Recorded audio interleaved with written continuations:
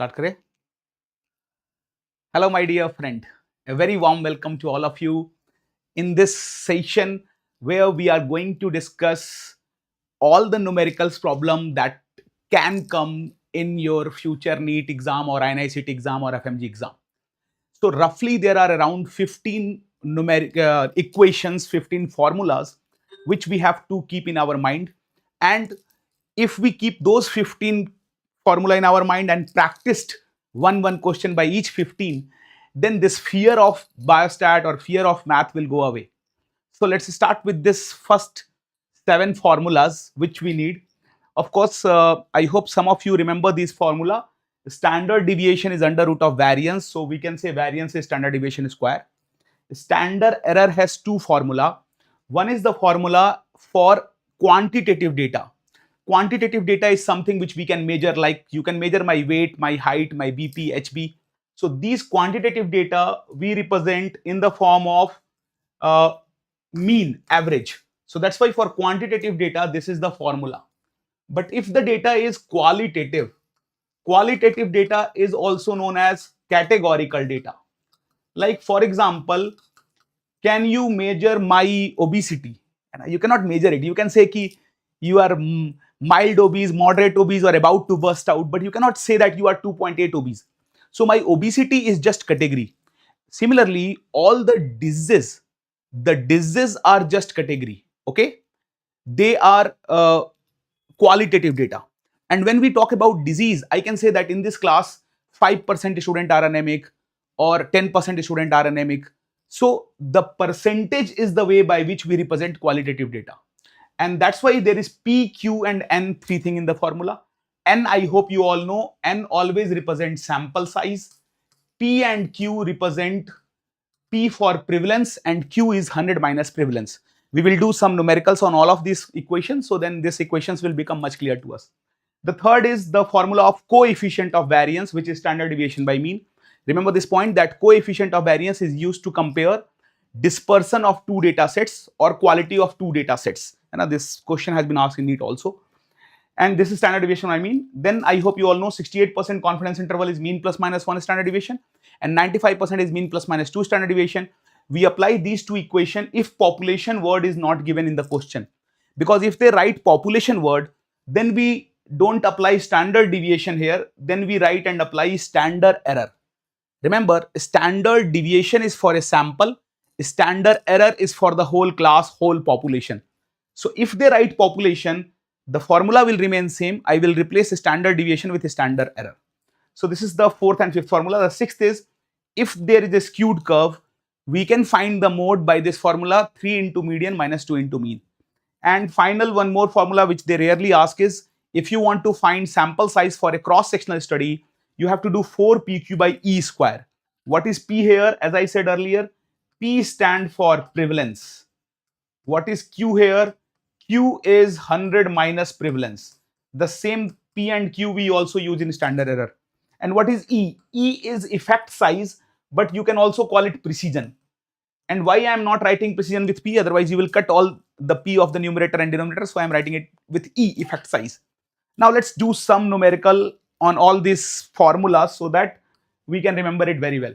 So they can create such question where they will ask you that average weight of a student in your class, let's say is 60 kg.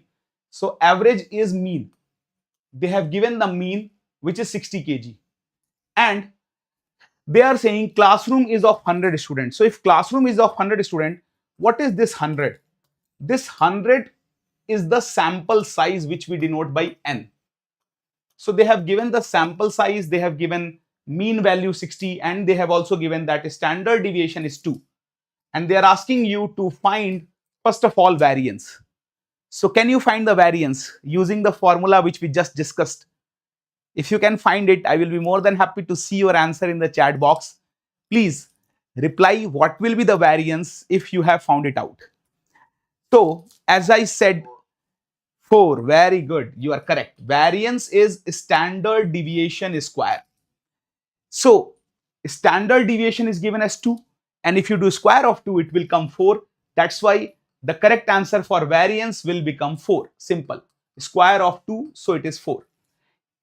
Then if they would have asked standard error, here mean is given, so we will apply which formula for standard error? We just discussed it, standard deviation by under root n.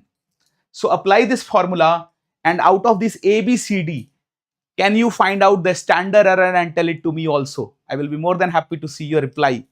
Who can calculate this and give the reply? Because the more and more you will practice, the more this fear of number will go away, and we will be able to handle such easy question with very comfort and confidence. So what will be the standard error here? See, standard 2.2, 0.2. Who is saying that? What's your name? Good name? Aditya. Very good, Aditya. You are sharp and accurate here. Standard deviation is 2. Sample size is 100. So when you do under root of 100, it comes 10. So 2 by 10 and it will become 0.2. So that's why the standard error is 0.2.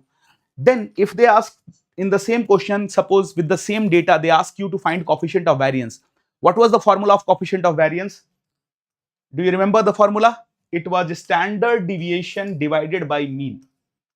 And here we all can see that standard deviation is 2. What is the mean here? 10. So what will be the coefficient of variance? I hope Aditya and my other friend are able to answer it very easily again. 0.2, because 2 by 10 will be 0.2. So these three formula, any question can come with this data. They will give you the same data, but they will keep changing you the question which they are asking, and I hope you revise this three formula here. Let's revise 4th, 5th and 6th formula also using the same data so that we can focus on the formula better. The data was, as you remember, standard deviation was 2, the mean was 60 and sample size was 100. So if they have 68% confidence interval, can you tell me what will be the 68% confidence? Is it 58 to 62, 56 to 64, 59 to 61 or 54 to 66? What will be 68% confidence interval? Please, I'm waiting for your answer. Please do reply if you have found it out. We have remembered the formula, I think, for 68% confidence interval. The formula is mean plus minus 1 standard deviation. And when they are talking about 95%, as we remember, 95 is mean plus minus 2 standard deviation. If they have not used population word, which they have not used here. So let's find the 68% confidence interval. What will be that? What is the mean value? Mean value is 60. 60 plus minus 1 into standard deviation. What is the standard deviation here? 2. So 1 into 2. And it is quite obvious it will come 58 to 62. So this will be 68% confidence interval.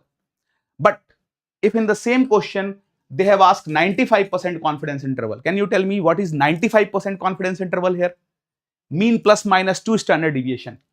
And mean value is 60. So we just have to multiply standard deviation with 2. And in our case, standard deviation is also 2. So 2 into 2 becomes 4. And 60 plus minus 4, that is 56 to 64. This will be the answer for 96%. Similarly, if they ask for 99%, the formula for 99% confidence interval is mean plus minus 3 standard deviation. And then 54 to 66 will become 99% confidence interval. And this question of 68%, 95% is being asked again and again. But sometimes they can trick you in the exam by asking this question in a different way.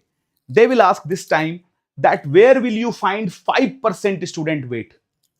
5% student weight will be below 57 kg, 40 kg, 43 kg, 37 kg. Yes. Can you tell me the answer here?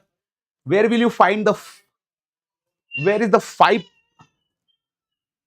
5% student weight will be below what kg? 57, 40, 43, 37.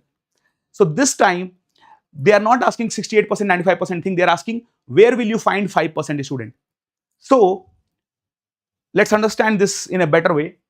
If I draw a standard normal curve in which there is suppose 100 students of your class. These are all the students of the class.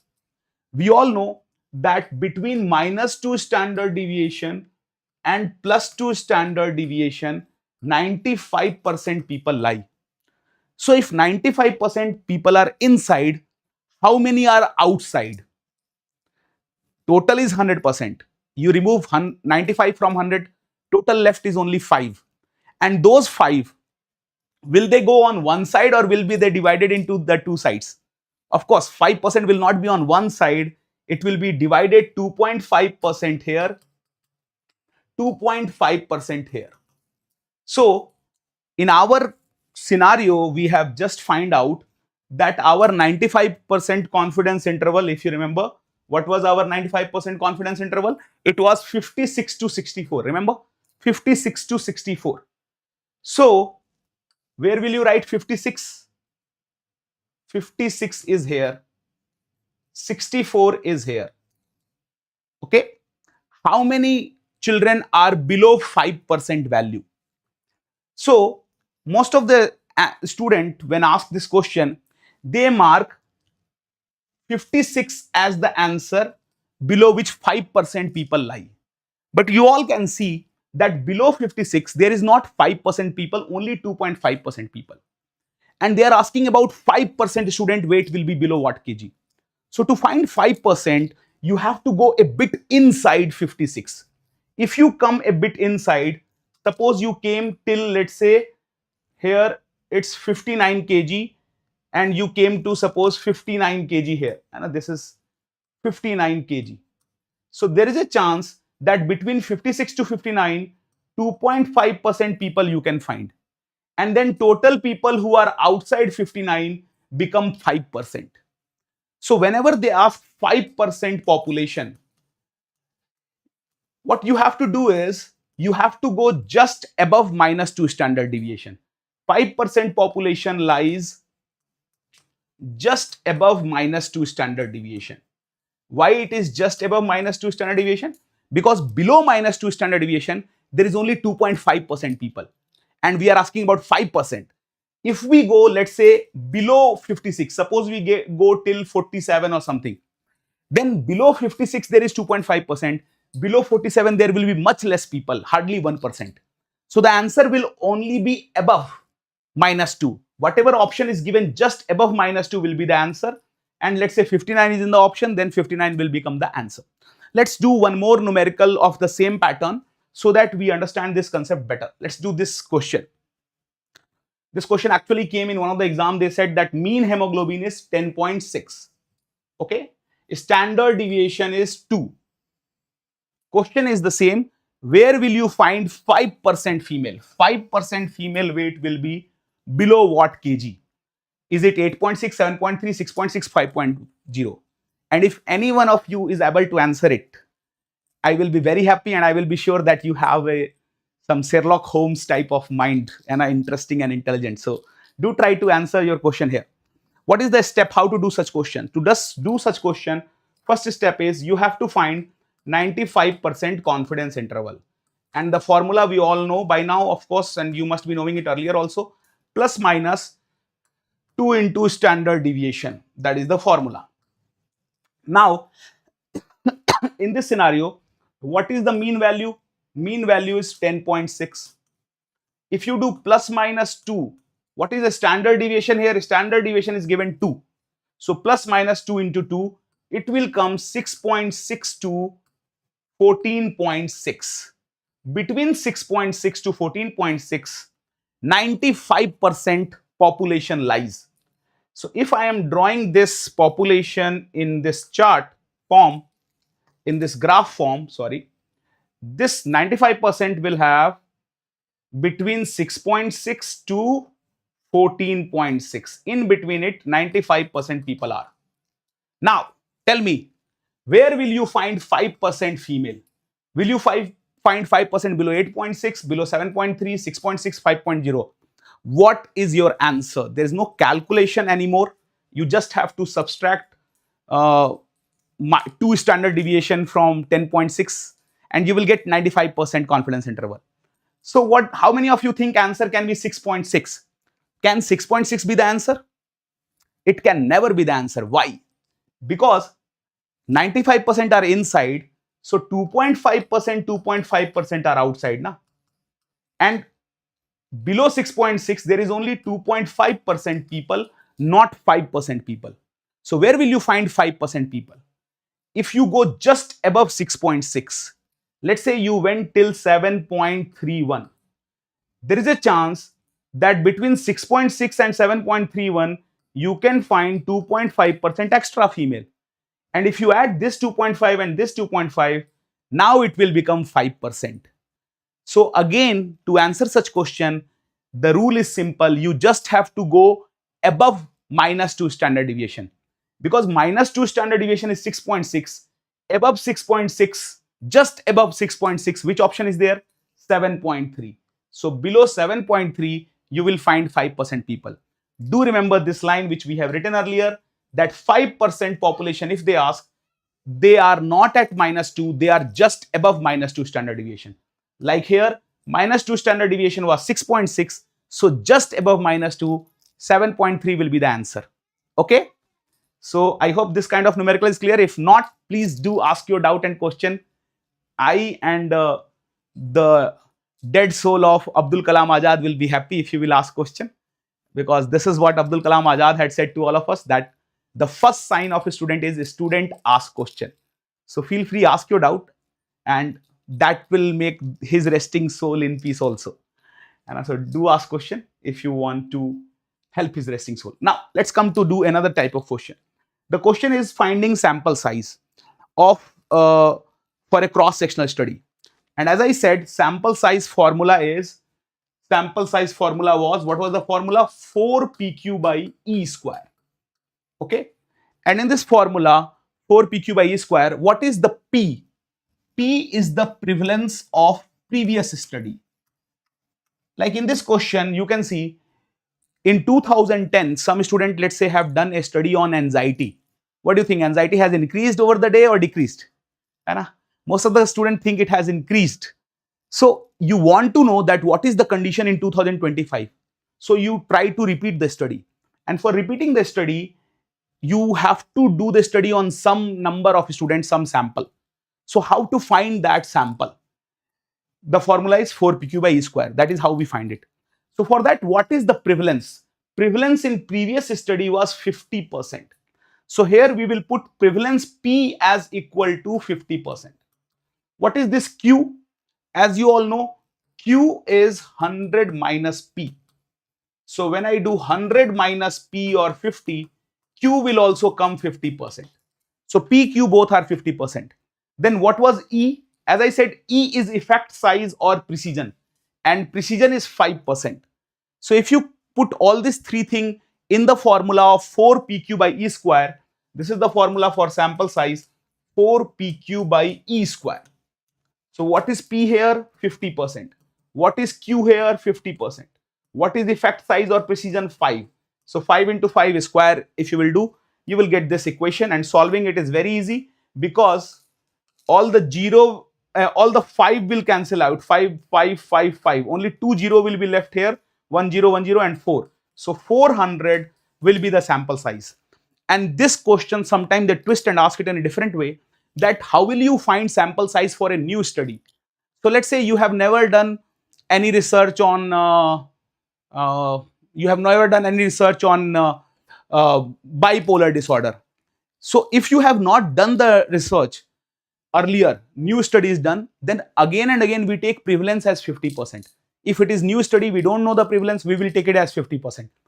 And if precision not given, we will take it as 5%. So whenever you are doing a new study, the sample size will always be 400. If on any new topic you are doing a study, ask the question from 400 people and your sample size will be considered as adequate. Okay. So this formula 4PQ by square, sometime being asked and all. Now let's do some another kind of question. It is very interesting question on quartile concept. The question is that there is 200 people in a study. This 200% become the sample size. Of course, these people are there. This is the population, 200 people. And they said the first and third quartile, first and third quartile of diastolic BP is 90 and 102. So the question is, how many person would have diastolic BP above 102? How many people have BP more than 102? Can you find the answer here?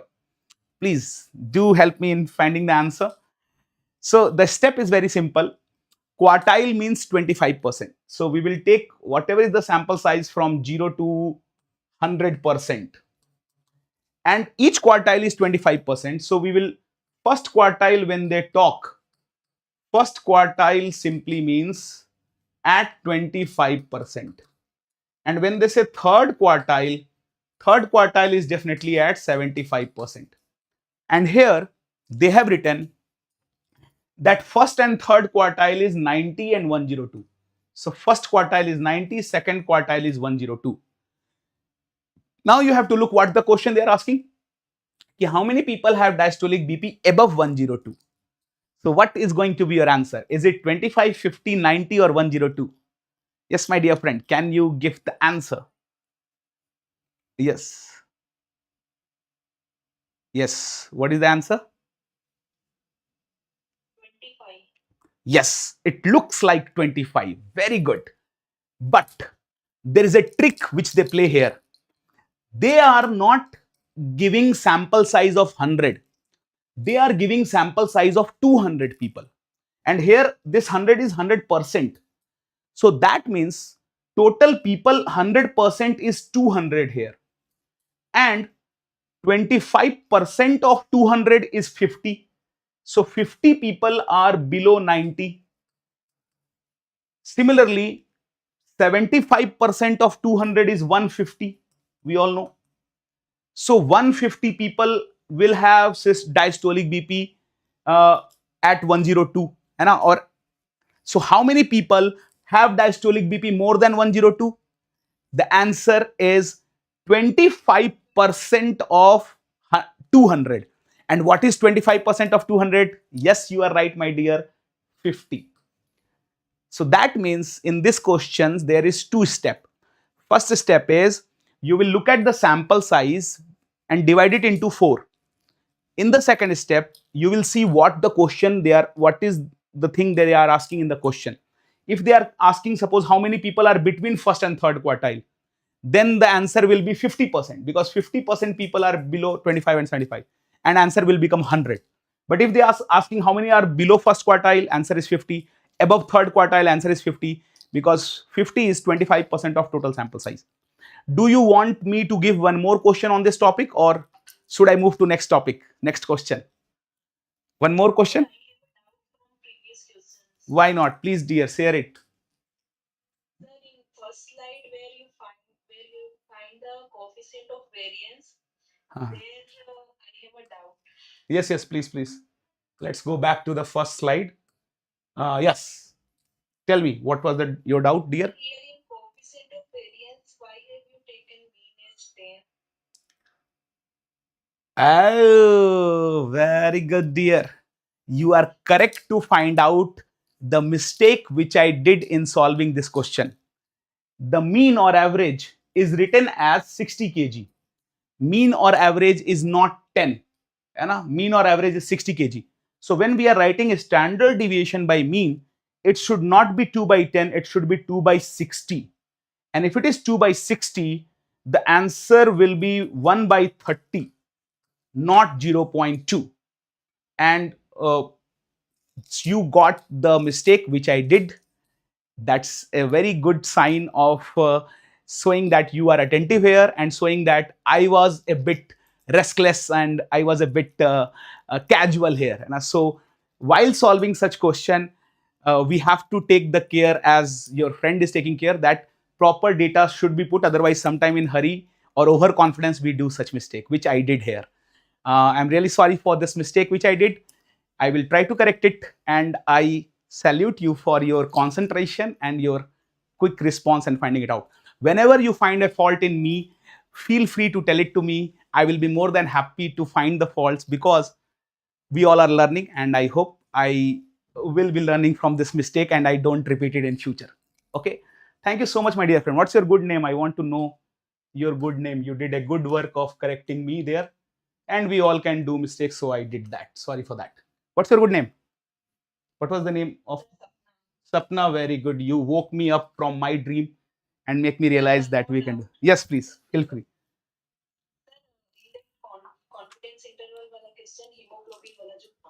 Yes, yes. Very good, good question again. See, if you look at 8.6, it is coming at 68% confidence interval, है ना? Because if you find 68% confidence interval, the formula is mean plus minus 1 standard deviation. Here our mean is given as 10.6 and plus minus 1 into standard deviation. What is the standard deviation? 2. So if you do 10.6 plus minus 2, it will come 8.6 to 12.6. That means between 8.6 to 12.6, 68% value are there. So if 68% value are between 8.6 and 12.6, 68% are inside, how many value are outside? We will subtract 68 from 100. 32% value are outside. And will that 32% will be on one side or divided into both sides? Of course, 32 will be divided and go into both sides. So on one side there is 16%, on another side also there is 16%. That means outside 8.6, there is how much value? Around 16, around exactly 16% value are outside 8.6. That's why 8.6 is not the answer, because we are asking 5% value. And why 5 is not the answer? Because 5 will be further away from 6.6 here. Somewhere here you will find 5. And below 6.6 there is 2.5% people. So below 5 there will be hardly 0.5 or 1% people. So that's why the correct answer is B. Okay, dear Sapna? And by asking, very good. And you no need to thank, because when you ask a doubt, you also clear the doubts of your friend. This same thing will also be in mind of your friend who are watching these videos. So you are helping them also. So that's why you should never hesitate in asking the question, because that help you and your friends as well. Chalo, feel free to keep asking such question. Can I ask one question? Yes, please, feel free. Sir, in previous question, why you took only the smaller number, not 6.61 hemoglobin question? Yeah. Why I took the? So only a lower number of value, why you took 6.6 only, why not 14.6? Very good question, dear. Yeah, it's okay. The point is, because we are talking about where will we find 5% population. If we were talking about below which hemoglobin 95% people will be there, then we will talk about 14.6, because below 14.6 there is 97.5% people, 95 here and 2.5 here. So when they ask question regarding 5%, we have to look inside -2 standard deviation, just above -2 standard deviation. But if they are asking question of 95%, then we will look just inside 14.6, let's say 12.6 or something like that. So in the question they are asking 5%, that's why we are looking at the lower limit. If they give a question where they are asking about 95%, then we will have to look at the upper limit of 14.6. Okay, dear? Yeah, what's your good name, dear? Namrata. Very good. Still, if there is still any doubt, feel free to ask it again. Don't hesitate with asking your question. Of course, you can ask it on the PW Telegram app also. You can ask it on my phone number also directly. So don't hesitate in asking your doubt or question. Okay, if you are able to ask it here, that's well and good. If not, you can directly WhatsApp me. Okay, so let's come to next, because I want you to have proper revision of all the formulas, all the question which can come. So sample size question we have done. Answer was 400. Any new study, 400 sample size we can do. Is this quartile question clear, or should I give one more example of quartile question? Is it clear? Because it's just two step. We take the total sample size, divide it into 4, then look what the question are asking and we will answer accordingly. So is this part clear? Can I move ahead? Okay.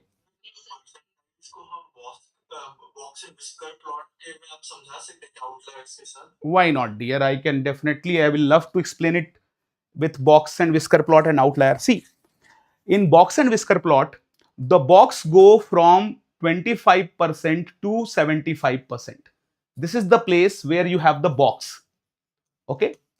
And whisker means tail, pooch. So that whisker is not only till 100%, it goes a bit outside 100% also. Like If you will look into box and whisker plots separately, that will help you there. See, this is the box and this is the tail or whisker. Box is between 25% and 75%, and any data which is outside this is known as outlier. This is whisker. Whisker is tail and whisker is equal to 1.5 times interquartile range. Interquartile range means difference between any two quartile, and difference between any two quartile is always 25%.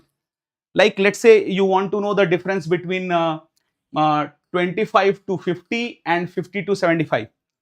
So the midpoint of 25 to 50 is 37.5 and the midpoint of 50 and 75 is 62.5. So the difference between 37.5 and 62.5 will always be 25%. Interquartile range is always 25%.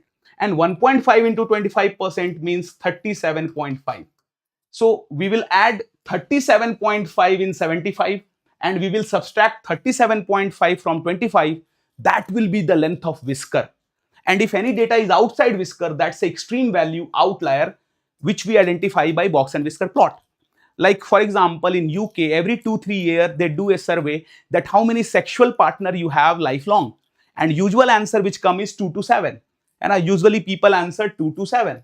But in the same UK population, there are some hunter, Sikari type of people who give the answer, I had 699 sexual partner, 588 sexual partner. So should we include those hunters data in normal population data? Of course not. We should remove them by calling them outlier. Because if you include them in the main data, the average of the mean population will increase from 2 to 7 to let's say 50. And the population will be under stress that they are doing, I am not doing it. So all those data which are very high, very extreme, outside the whisker, we remove them by calling them outlier. Okay. So this is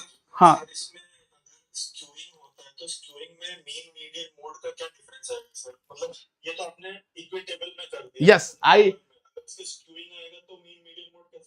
yes, very good, my friend. What's your good name, my friend? This is an example of normal curve. You are right, because in normal curve 50-50% will be on both sides. Now how to do the question on skewing, because they asked it in INICET also. Your question is something which will help the class. And this graph they will give and they will put bar anywhere. Let's say they put bar up. They will ask, is it positive skewed curve or negative skewed curve? How to decide? So the rule, ऊपर है तो positive, नीचे है तो negative, ये concept गलत है. देखो कैसे समझो. और जब भी कुछ गलत हो तो आपको खुश होना चाहिए या दुखी होना चाहिए? मेरे हिसाब से आपको खुश होना चाहिए, क्योंकि आपने एक नई चीज, हाँ वेरी गुड, क्योंकि आपने एक नई चीज सीखी है. You learn something new, so you should be happy by doing mistake. See, but the point is, we draw 25% here, 75% always above, because it is y-axis. Lower part will be 25, upper will be 75. Now, if I draw a curve, the curve will have topmost point approx here, and this is the skewed part. So you can see between 60% and 25%, you have the skewed part. Skewed means stretched, खींचा हुआ. So skewed part is here. Straight part is between 60% to 75. And which number is bigger number? 60 to 75 is bigger number or 60 to 25 is bigger number? Of course, 60 to 75 are bigger number. 60 to 25 are a smaller number. And we can see skewed part is towards lesser number, smaller number. Now tell me, in your life, if you are going towards lesser number, your marks is decreasing, your money is decreasing, are you positively skewed or negatively skewed? Of course, negatively skewed. So the same concept apply with box and whisker plot. If the stretch part, skewed part, is towards lesser number, we call such curve as negative skewed curve. And if I draw a box and whisker plot with bar above, bar below, this bar is below this time, then you will find if the bar is below, the skewed part will be between, let's say, 40 to 75, and 40 to 75% are definitely bigger number. So if you are going towards bigger number, bigger money, and so bigger number is the area where positive skewed curve get skewed. So because the skewed part towards bigger number, so we will call it positive skewed. And positive skewed can also be called as right hand skewed, negative is left hand skewed. But in such question, if I want to say right left, I have to go on the screen like some lizard or something and tell that because it is right hand side, so positive, because this is skewed left hand side, so negative. That is so difficult. So we can do it with this concept, that skewed part towards lesser number, negative, skewed part towards bigger number, positive. But there was a very good friend of mine, a student who was taking this class in one of the coaching in Jaipur. He came to me in the break and tell me, sir, I will tell you a secret method by which you and all the students will never forget this box and whisker plot. But just don't take my name in the class. I said, tell it, my friend. I will not tell it your name. So he said that, sir, to understand and remember this box and whisker plot positive negative thing, we can take this bar as penis or thought of sex. And if the thought of sex is in our head above, all the time in our head, then we cannot focus in study, and that is the time when our marks will go towards lower side, negative skewed.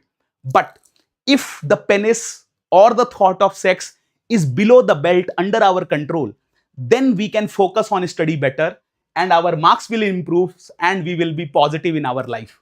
So bar below, positive skewed, bar above, negative skewed. Okay. Now, I thought about this thing and I applied this in one more area. There was a formula which I was unable to remember since my MBBS time. The formula was of positive likelihood ratio, negative likelihood ratio. In both the formula, we write sensitivity by specificity. Sensitivity by specificity. So this part is same in both the formula. But the difference is about one minus sign, one bar. So let's revise this concept. If bar is below, thought of sex under our control, we can focus better, our marks will improve and we will go positive. So similarly, in positive likelihood ratio, 1 and bar will be below. And in negative likelihood ratio, bar or thought of sex all the time in the head. So 1 minus you will put above, it will become negative likelihood ratio. So the same concept you can do, and remember these two things. I am sure this concepts of positive negative skewed curve with the help of box and whisker plot will be clear to you. And I hope you will remember this formula also. Remember, bar below, positive skewed, bar above, negative skewed. Okay. I hope it is clear. If not, feel free to ask your next doubt also. Okay. Very good. See, we all mug up this in MBBS time. I used to mug up in positive skewed curve, the sequence is mean, median, mode. Negative, the sequence is mode, median, mean. But we need not to mug it up. Just remember two things. First thing, that in positive skewed curve, mean is greatest. Positive skewed curve, mean is greatest. Just one line. Second line you have to remember is median बीच का है. Median always remain in the center of mean and mode. So median can never become greatest. Median is in the center. And only one line you have to remember, positive skewed curve, which is greatest? Mean is greatest. So if you remember mean is greatest, the sequence is automatically clear to you. Because mean is greatest, the sequence of positive skewed curve will become, I need to find some empty page to tell you that small thing. I have written many questions here for you, so I hope all of it will be finished. Yes, let's do it. This, as I said, mean is greatest. Greatest in positive skewed curve. This line you have to remember. So if you remember this line, you write mean first in positive skewed curve, and after mean, median बीच का है, median will be in the center. So the sequence will become mean, median, mode. And with the help of this line, mean is greatest in positive skewed curve. So which will be the greatest in negative skewed curve? Tell me. Median can mode. Because median is always in the center. Median is never greatest. So in positive skewed, the sequence mean, median, mode. Negative skewed, what will be the sequence? Yes, you are right. here mean is greatest, so negative is skewed, you were right, mode will be greatest, and sequence you can automatically remember mode, median, mean. So just remember 2 line, 1 line, mean is greatest in positive skewed, second line, median always in the center, and you will remember the sequence mean, median, mode here, mode, median, mean in negative skewed curve. Okay dear, keep asking question. Chalo. Now let's do some different type of question. Other than biostat also they can create question. We have done some 7 formulas question there, but I will hopefully give you more question to revise there on that formula. Let's come to some another type of question which they create. One question is from neonatal mortality, perinatal mortality rate, infant mortality rate. For that question, you have to remember the sequence of event which occur. Like what is the sequence of event which occur? I hope you might have read in PDA also, that if according to Park textbook, if any child is born before 28-week period of after 28-week period of gestation till birth, we call this stillbirth. And problem is that this definition is different in Park and WHO. WHO say that anyone who is born between 22-week till birth, this will be stillbirth.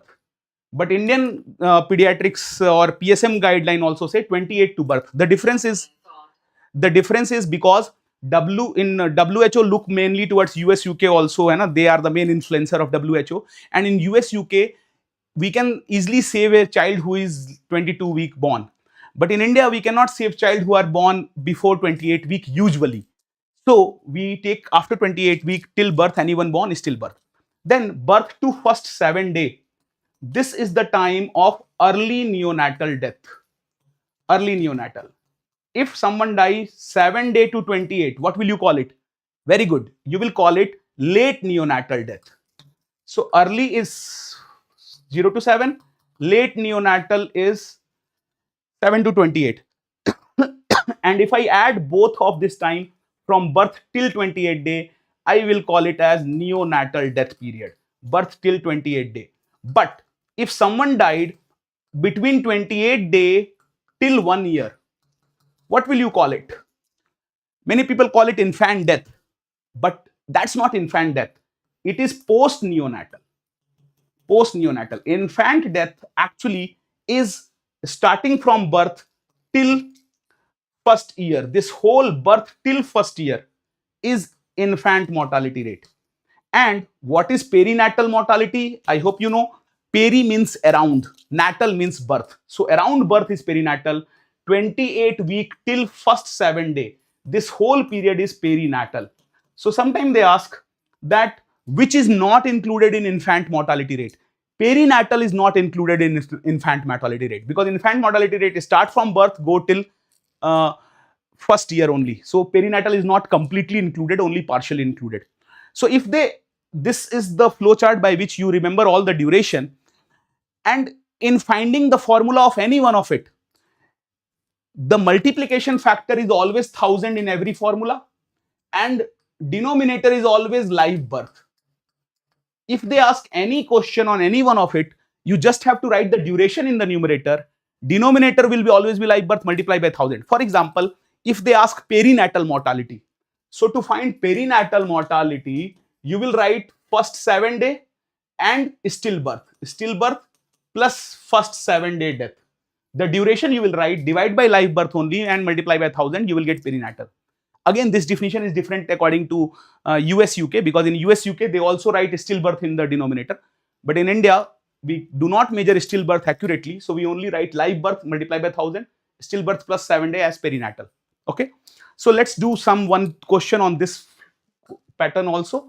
They ask it because it belongs to both PDA and PSM, so they ask this question. The question is that let's say there is, yes, this was the question, that if out of, no, this is different question. Let me go to, yes, this question. If out of 4050 birth, 50 were stillbirth, okay, 180 died during first 7 day. 20 died between 7 to 28 day. Find neonatal mortality rate. Can you find the neonatal mortality rate here? One thing is sure, that no matter what they are asking, the multiplication factor in all these mortality rate is 1000, neonatal, perinatal, all of which we read just, and division is divide by live birth only, and numerator we write the duration. What is the answer, my dear friend? Can you give the answer? How much is live birth?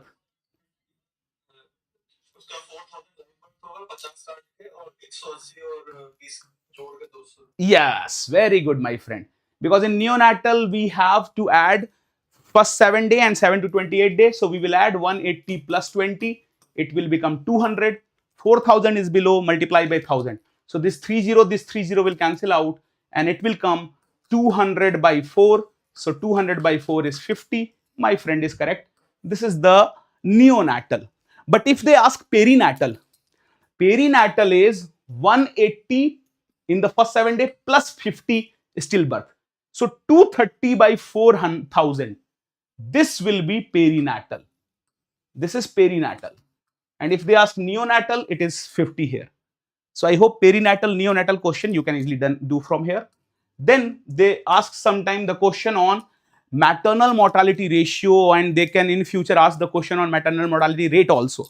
How they will create the question? They will give you some birth. They will say some are stillborn. 12 mother died within 6 weeks of delivery. 6 died due to postpartum hemorrhage, which is the most common cause. 4 due to anemia. Do remember they have asked this question. Which of the following is indirect cause? And which of the following is direct cause, they can ask. So direct cause is something like embolism, anesthesia related. They are direct. Anemia is always indirect cause. Indirect cause of death is anemia, malaria. These are hypertension. All these are indirect. Direct are, as I said, you two example, embolism and anesthesia related. Then there can also be PPH and other deaths. Okay. So 4 due to anemia, 1 due to accident, 1 due to electrocution. Find MMR. Find the MMR here. So how to find it? Very simple. First step is find the total live birth. In our example also you can see total were 4050, but out of that 50 were stillbirth. You subtract them. Now how many mother died due to delivery related causes? We only write them in maternal death. And here you can see in this question 6 is PPH, this is delivery related. 4 is anemia, that is also delivery related, total 10. But this 1 due to accident and electrocution, these are not maternal death. If anyone died due to drowning, electrocution, accident, not. But let's say I'm a mother and after delivery, everyone is just caring for my kid. Before delivery, they were treating me like queen, but now they have ignored me. So I felt depressed. I went to the rooftop and I jumped from there. Will you consider it as maternal death? Yes or no? Answer is yes, because that is postpartum blues, postpartum depression, and postpartum depression is a cause of maternal death. So other than that accident of postpartum depression, rest all cases of accident, drowning, electrocution are not delivery related, so we don't consider them as maternal death. But postpartum depression is delivery related. That's why we consider them as maternal death. Okay. So here total 10 death is delivery related within 6 weeks. So we will put 10 in the numerator. And of course, I hope you all know in the MMR we multiply by 1 lakh. So when you solve it, 10 is numerator, 4000 is here. No, it's not 4000 this time. How much is the live birth here? Live birth was 1050 minus 50. 4000 was in the last question. Good that I did it correct, otherwise Sapna would have caught me again. So 1050 minus 50 we do it, and it will be 1000 in the denominator, and we multiply by 10 into 5, and of course the 30 will cancel it and 20 will remain. 10 multiplied by 100, it will come 1000. So MMR will come 1000. Now there is a common confusion among a student. What is the difference between rate, ratio and proportion? So remember this, that ratio is something where numerator is not a part of denominator. For example, sex ratio. And in sex ratio, I hope you know, we put female above, male below. So if you put female above, male below, Does female come from male? No, no, we all male come from our mothers and all, but female do not come from male. Numerator is not a part of denominator. That's why it is a sex ratio. Similarly, in MMR, you can see mother do not come from children. I come from my mother. My mother didn't came from me. So numerator is not a part of denominator. That's why it's a ratio. But in the NEET last exam only, they asked the question from maternal mortality rate definition.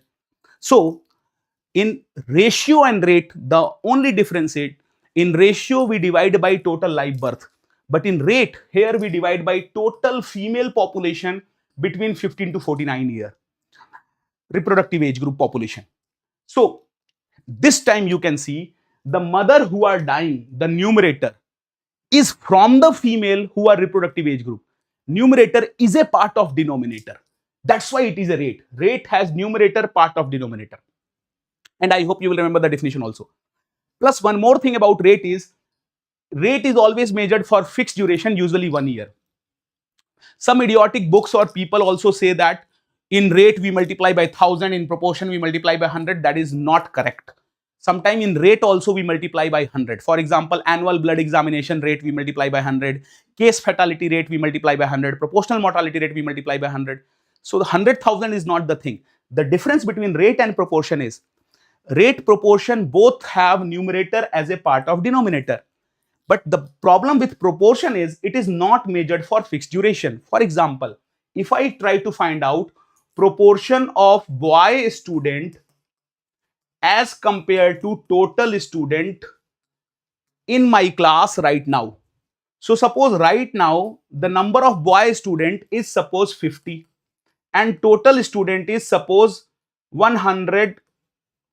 Okay, so 50 by 100 is the proportion of boy student out of total, and you can see boy is out of total. Numerator is a part of denominator, but it can change any moment. Let's say any one of you plugged in, 2 boy plugged in right now. So if 2 boy plugged in, proportion will in 1 minute change from 50 by 100 to 52 by 102. So proportion can change any moment. And that's why proportion is not something which we like to measure. It keep on changing, but rate is something which we like to measure and all, because it is fixed for a fixed duration, and numerator is a part of denominator in both of them. Now let's do some question from some other formula, like dependency ratio question has been asked, so we should revise that. In dependency ratio, I hope you know, people who are dependent, that means less than 15 plus more than 65 is kept in the numerator, because they are nirbhar, they are dependent. On whom people they are dependent? Young people who are between 16 to 64 year, and we multiply it by 100. So in such question, you just have to check out how many are less than 15 year, how many are more than 65, divide them by 16 to 64 year people and multiply by 100, you will get the answer. So what is the answer? How many are less than 15? See, 2 grandson and granddaughter, 9 year and 5 year. So how many are less than 15? 2 people. How many are more than 65? Only one, 68. So 1 person more than 65. How many are between 16 to 64 year? Son and his wife 32, 28, and the mother 62 years. So total 3 people are here, 3 people are there. If you multiply 3 by 3 into 100, it will come 100%. So for this family, dependency ratio is 100%, because people who are dependent is also equal to people who are earning. So it will come 100%. Okay. Then they can give you a small numerical on finding growth rate. Whenever simple thing is, growth means total people who born minus total people who died. Birth rate minus death rate will give the birth rate. But whenever we are finding growth rate, we always divide it by 10. Why we divide it by 10? Because birth and death, they are in 1000, and growth rate is a percentage thing, it is in 100. So they are in 1000, growth rate is in 100. How will you remove one extra zero? To remove the one extra zero, we divide it by 10, and therefore it is birth rate minus death rate by 10. In our question, what is the birth rate? 20. What is the death rate? 7. So 20 minus 7 by 10, it will come 13 by 10 or 1.3. So that's why the growth rate is 1.3. If the growth rate become 2, it is known as population explosion, and there will be people all around and all. So Growth rate can never be more than 2 usually nowadays, and it is in every country, including countries of Africa. It has gone below 2 in most of the country. Chalo, now let's do next question, which is the question on proportional mortality rate or case fatality rate. They ask such question where they will give you the population, how many people died, how many were people suffering from one specific disease, and they will ask sometime case fatality rate, sometime proportional mortality rate. So let's revise this three thing. See, there are three formula: case fatality, proportional mortality, specific mortality. In this three formula, good news is numerator is always the same. In case fatality rate, numerator is number of death due to specific disease. And for example, in our previous question, the specific disease about which we were talking was tuberculosis. So death due to specific disease we write above. And the same thing, number of death due to specific disease, we write in PMR also. And this is the same thing which we write in specific proportional mortality rate as PMR also. Death due to specific disease, same numerator, all three. The difference is, in the case fatality rate, we divide it by case, total case. In the proportional, we divide it by total death. And in a specific, we divide it by total population. Now, because population is a big thing, so in a specific, we multiply by 1000. But in case and proportional, we multiply by 100 and 100 only. So how to remember this three things? Say it with me. Case, proportional, specific, 100, 100,000. Case, death, population. Say it. Case, proportional, specific, 100, 100,000. Case, death, population. And you can remember all these three formula. Here I have written their use. When do we use it? We use case fatality rate to know killing power. For example, what is the case fatality rate of rabies? 100%. What does it mean? If there is 100 case of rabies, all 100 will die due to it. That is case fatality rate. And so 100 out of 100 will die. That is why it is 100% for rabies. Now let's put the data here. That in the question, the data is population is 1000, total death is 10, out of which 2 is due to TB, and total TB case is 100. So we got case of TB, death due to TB. You have remembered the formula. Can you tell me the proportional mortality rate? Can you do this calculation and tell it to me? Please try it. What will be the proportional mortality rate? What was the formula? In proportional, denominator is death. So we will put how many death? Total death 10. So we will put here death, total death in the village is 10. How many death is due to TB? 2. So 2 by 10 into 100. And if you do 2 by 10 into 100, 10 will cut 100 by 10, it will come 20 is proportional. But if they would have asked case fatality rate, which they usually ask, the total death due to TB is 2. So numerator is again 2. But case of TB was, how much was the case of TB? I think 100 were the case of TB. Case of TB is 100, yes. So 2 by 100 into 100, 100 will cancel out. Case fatality rate will come out 2. Proportional will come out 20. And what will be the specific mortality rate? Population is 1000. And here also 1000. 1000 will cancel out 2. So specific mortality rate is also 2. Case is also 2. Proportional will be 20. You can find any three of them if asked in exam. Do remember them together. Case, proportional, specific. Denominator is case, death, population multiplied by 100, 100,000. And like that you can remember 100, 100,000. Case, proportional, specific. Now let's do one more question on this concept of standardized mortality rate, which has been asked already in one of the exam. They are saying that in the coal miner population between 20 to 25 years, 10 people died. But the expected death in Indian population is only 2 in this age group. So what is the SMR? Is it 5, 50, 500 or 20? To find the SMR, you should know this formula that standardized mortality rate is observed death, which we record for a small underprivileged population like coal miner population. We don't know how many of them die. That's why they are non-standardized population. So let's say my friend dear Sapna want to help the people who are working in coal mine. First, they will call all the hospital and collect the data that how many coal miner between 20 to 25 year, 1000 people, how many of them died. So this is the data which Dr. Sapna collected, observed. That's why we put it under observed death. How much data was observed death? 10. And then Dr. Sapna will compare this small non-standardized oppressed population data with the large national data, standardized data. And the standardized data is how many Indian die in this age group? 2. So 10 death here, 2 death here, it will come 5 into 100 or 500. So with this data, Dr. Sapna can go to his state chief minister or prime minister and can say ki, Modi, the death in coal miner is 5 times more as compared to normal expected death of Indian. Give us some funds so that we can create separate hospital and save their life. But if she will say 5 times more, she might not get fund. That's why we multiply by 100 and make it standardized mortality rate is 500 times among coal miner.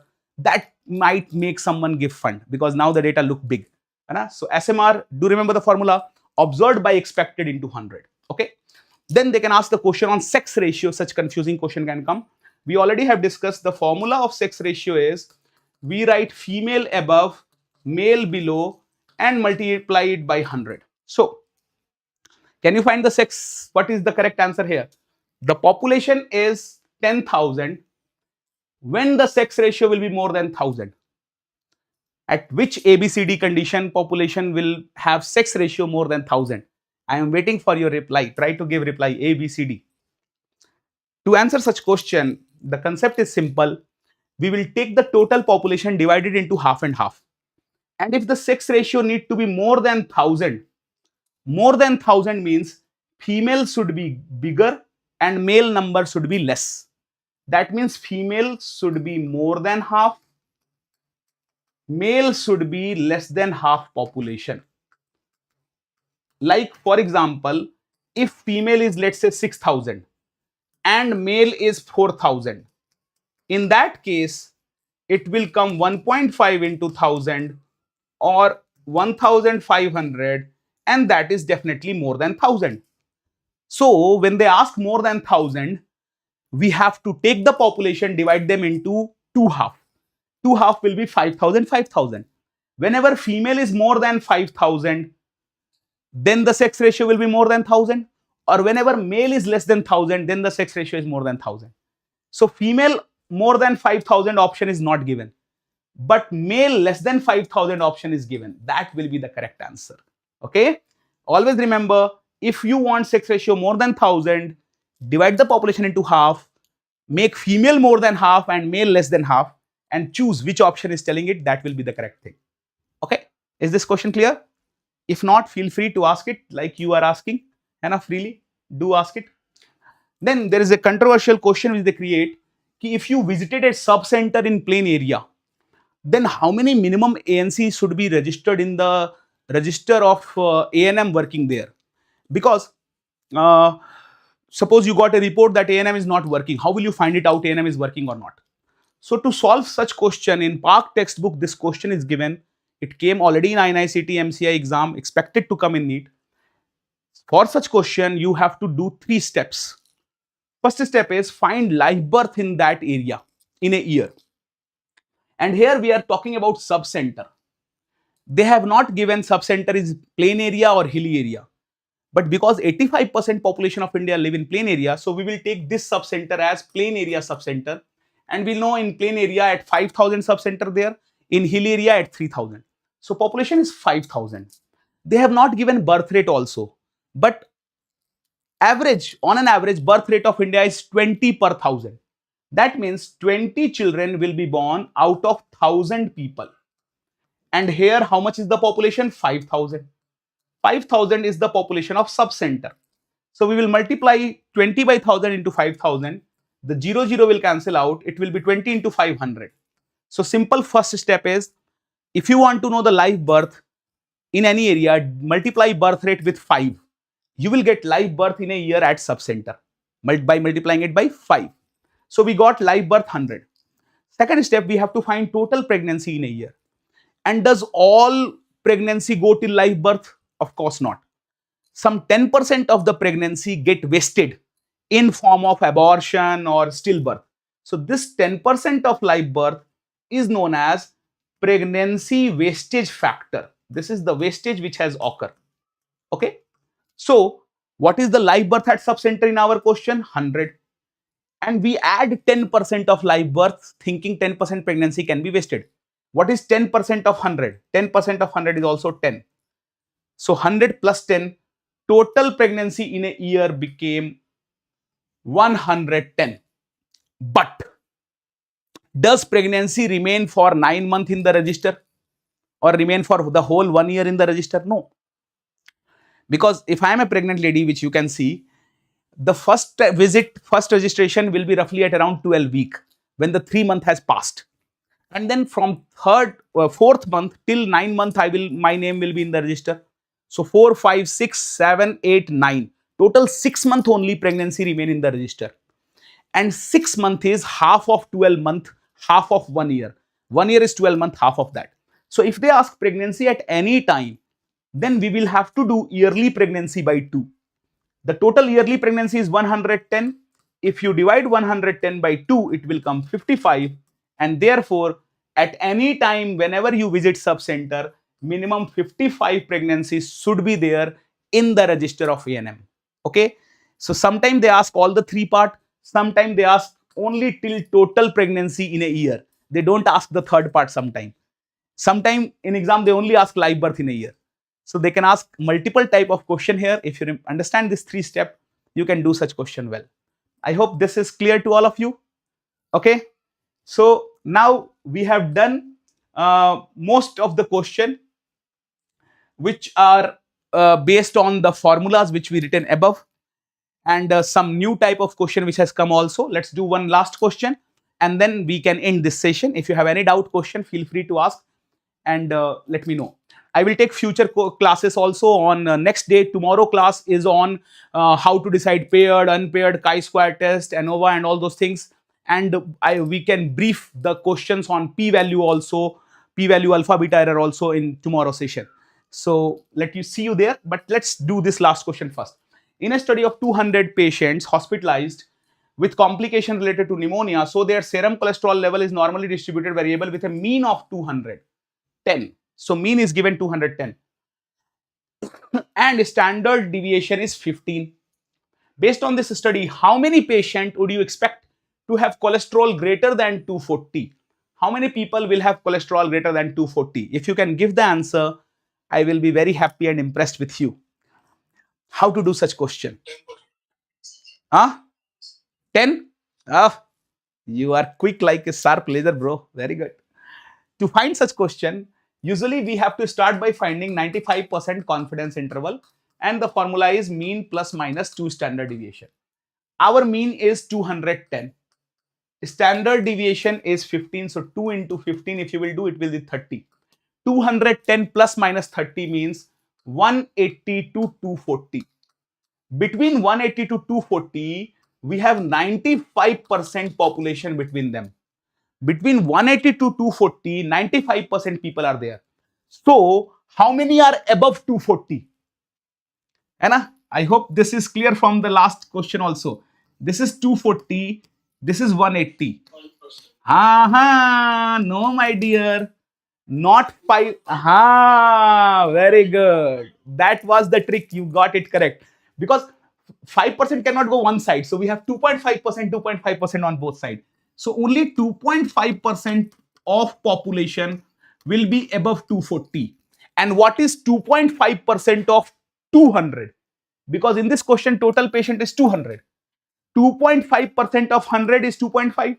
So 2.5% of 200 will be only 5, not 10. So the correct answer is 5. And if you got tricked, you should be happy, because if you got tricked in the class, you will remember it better and you will not get tricked again in the exam. So it's good to give wrong answer in the class, and I always say it again and again that give only wrong answer in the class. That is much better, so that you remember it much better. Okay.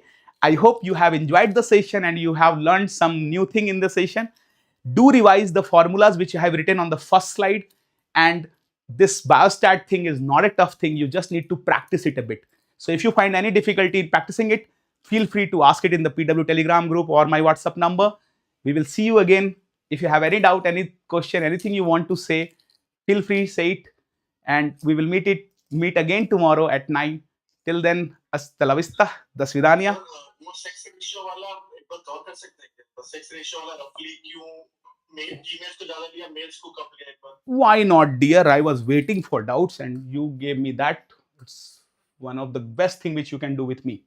Thank you for asking. The point was sex ratio, they are asking more than 1000 and female is above, male is below. So if sex ratio has to be more than 1000, then we have to multiply it with something which is more than 1. More than 1, like let's say if it came 1.1, then 1.1 into 1000 will be 1100, more than 1000. So we have to get sex ratio more than 1, and more than 1 will come only if female is more than male. And female more than male means female should be more than half of the population. If they would have asked less than 1000 in the question, not more than 1000, if they ask less than 1000, then we need male more than female. But because they ask more than 1000, so we need numerator bigger than denominator. Numerator is female. It should be more than half of the population. Like I gave you an example. Suppose out of 10,000, 6,000 is female, 4,000 is male. So if you do 6 by 4, it will come 1.5, and 1.5 into 1000 will come 1500, which is more than 1000. So more than 1000 will only come if female is either more than half or male is less than half. Any of the two situations. Female more than half, male less than half. Female more than half, more than 5000 is not given in the option. So we choose the answer where it is given male less than half, that is less than 5000. That's why the answer is B.